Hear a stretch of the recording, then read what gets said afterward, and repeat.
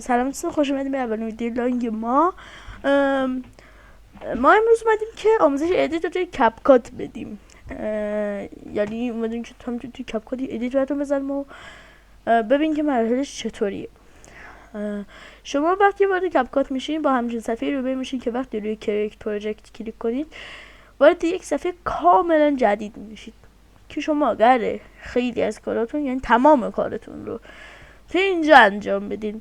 شما وقتی کلیک کنید روی ایمپورت میتونید ویدیویی که میخواین روش ادیت بزنین رو بیارین توی کپ کات و اینجا وقتی این ویدیو رو روش نگه دارین و بیارینش پایین میتونین اینجا این رو یعنی کامل چیز کنین، ببین و اینو اون صحنه‌ای که میخوان به قول چیز بشه ادیت کنید رو باید پیدا کنید.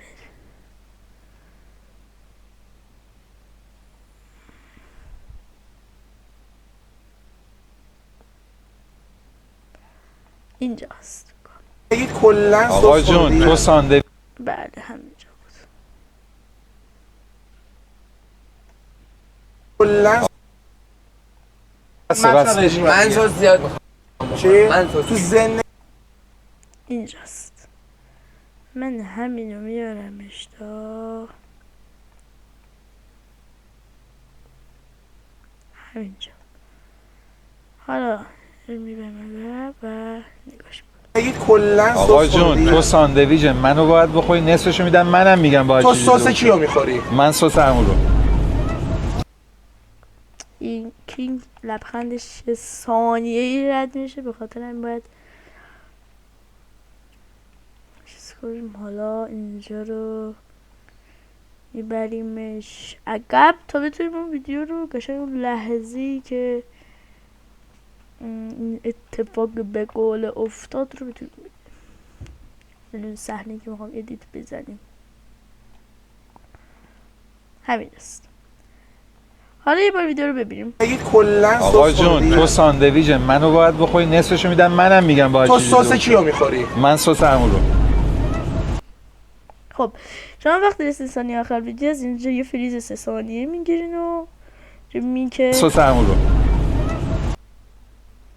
بله. حالا شما برای اینکه بخواید به اینجا افکت اضافه کنین، همون اسکلت و نمیدونم هر چیزی که بخواید، ابتدا کافیه که شما وارد گوگلتون بشین. حالا سعی کنید مثلا ایموجی اسکلت با پرده سبز برای ادیت واسهتون میاره، اون رو دانلود میکنید، روی ایمپورت کلیک میکنید، انتخاب میکنید، اوپن رو میزنید و میارید داخل این بخش. و یک چیزی میگم تا یادم نرفته که شما وقتی میخواید این ویدیو رو توی ویدیو شورت یوتیوب آپلود کنید، حتما این رو بذارید روی این اندازه تا تبدیل به ویدیوی شورت بشه. از اینجا ما اینو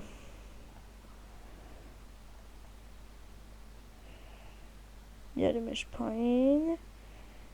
حالا برای حذف کردن پر صفحه روی ریموو بیجی کلیک میکنیم، این گزینه رو فعال میکنیم، تیکش رو میزنیم و این رو انتخاب میکنیم و میزنیمش روی این بخش سبز رو کلیک میکنیم. حالا ببین که چی شده.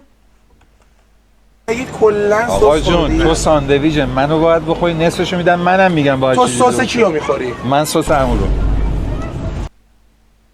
ما دیگه تقریبا کارمون اینجا تموم شد و من دیگه فکر کنم باید بخش مدیا کاری نداریم. میریم توی بخش آدیو، بخش ایمپورت رو میزنیم. حالا اگر میتونید از اونجا هم انتخاب کنید، ولی بهتره که حالا از آهنگای خودتون اگه خواستین استفاده کنید. ولی بدون بگم که بهتون یوتیوب اکثرا مثل آهنگای فانک کپی رایت میخوره. حالا ببینیم که حالا میخوایم که این لحظه فانک آهنگ رو باش سینک کنیم. چیکار کنیم؟ اول بخش آهنگ اونجا که فانک میشه رو پیدا میکنیم.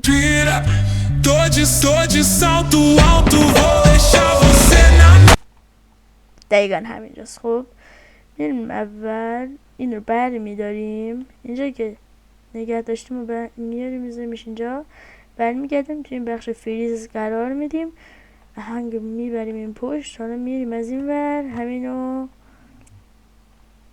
میاریمش اینجا. حالا اینو ببینیم یه بار ویدیو رو. بگید کلا آقا جون تو ساندویچ منو باید بخوری، نصفشو میدم منم میگم باید تو چیزی سس درست کیو کنی. میخوری؟ من سس عمو رو.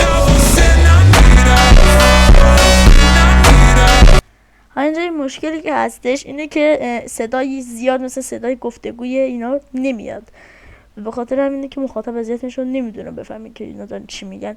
و همین شما روی این ویدیو کلیک میکنید و از بخش آدیوز صداش یکم میبرید مثلا رو 5، بعد میاد توی خود آهنگ و آدیوش یکم میاریم منفی میکنید، منفی 5.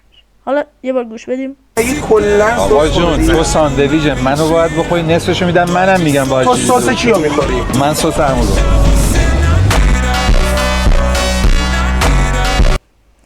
این بخشی که دارم بهتون میگم الان، این بخشی که بهش رسیدیم دلخواهه، ولی من افکتایی که ازش استفاده میکنم رو بهتون میگم. شما وقتی وارد بخش افکت میشین هر افکتی بخواین اینجا میبینید که من یکی از افکتایی که واقعا خیلی دوست دارم این افکت هستش که واقعا خیلی افکت خوبیه. چرا ببینیم یه لحظه.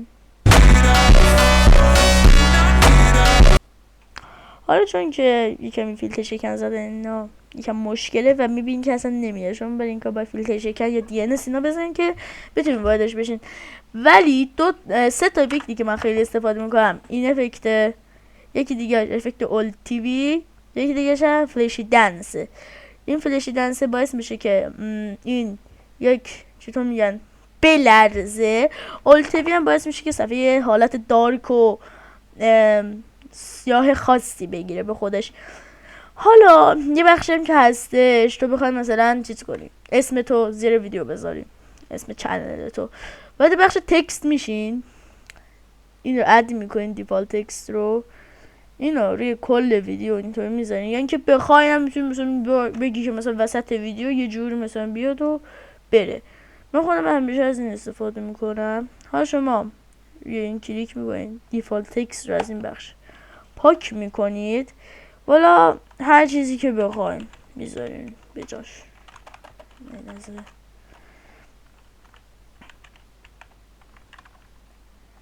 این گونه اجازه بدین.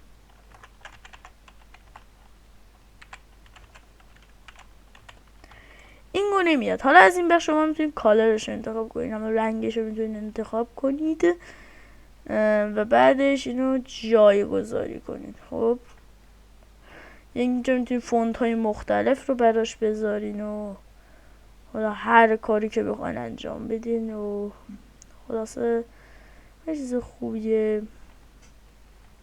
حالا یه بار ویدیو رو بخوام آقا جون تو ساندویچ منو باید بخوری، نصفشو میدم منم میگم باید. تو سس کیو میخوری؟ من سس عمو.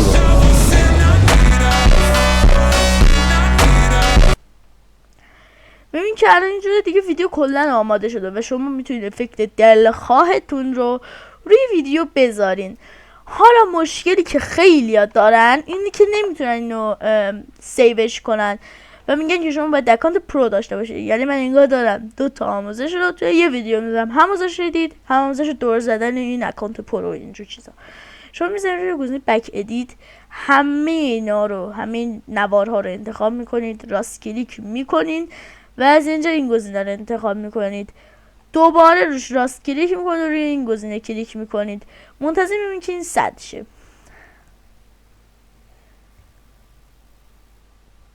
صد شد. حالا شما برای اینکه بفهمید اول میرین داخل بخش ستینگ و اینجا مثلا ببینید من اینجا اینو سیو تو رو اینجا انتخاب کردم. خب اینجا شما من یه اشتباهی کردم رفتم اونجا، حالا اینجا کات زدم که اینجا رو نشاط بدم یه لحظه.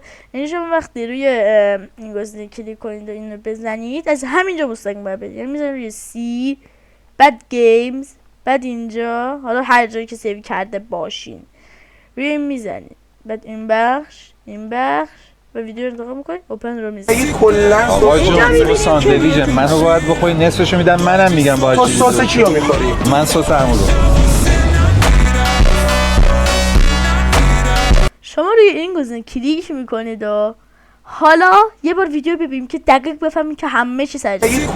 آقا جون تو ساندویچ منو باید بخوری، نصفشو میدم منم میگم باید. تو سس کیو میخوری؟ من سس عمو.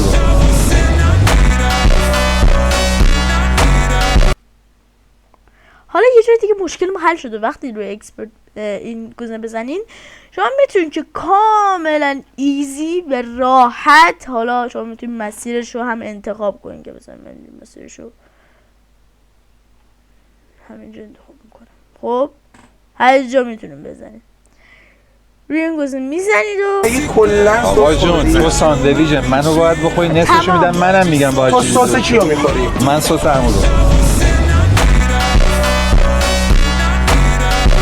امیدوارم که از این ویدیو لذت برده باشید. ممنون میشم که ویدیو لایک کنین، کامنت بزنید، سابسکرایب کنید. تا یه ویدیو دیگه